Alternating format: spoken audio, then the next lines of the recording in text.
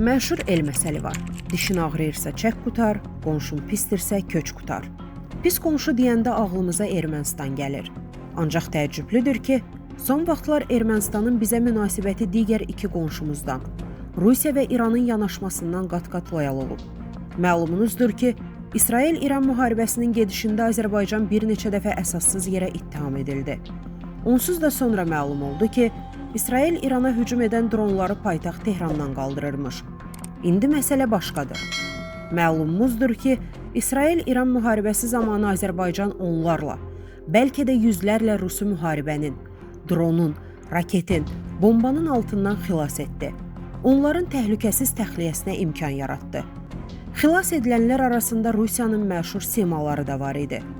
Rusiya dövlətinin prosesə müdaxilə edə bilmədiyi bir məqamda Azərbaycan növbəti dəfə regionun təhlükəsizlik dəhlizi rolunu oynadı.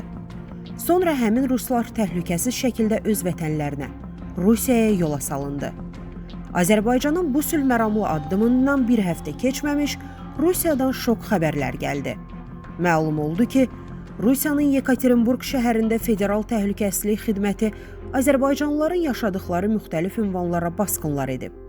Əməliyyat zamanı Səfərovlar ailəsinin 2 üzvü öldürülüb, 50-dən çox Azərbaycanlı həbs edilib. İstənilən halda keçirilən əməliyyatın xarakteri faciəvi məzmun daşıyır. Azərbaycanlılar ailələrinin gözü qarşısında öldürülüb, işgəncə görüb, həbs edilib. Cəmi bir həftə əvvəl Azərbaycan rusları müharibənin, fəlakətin cəngindən çıxarıb sağ-salamat evinə çatdırdı. Ötən gün isə Rusiya Azərbaycanlıları evdən çıxarıb, faciənin cənginə atdı.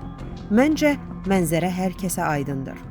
Əziz izləyicilər, xəbərlərdən məlumat almaq üçün kanalımıza abunə ola bilərsiniz.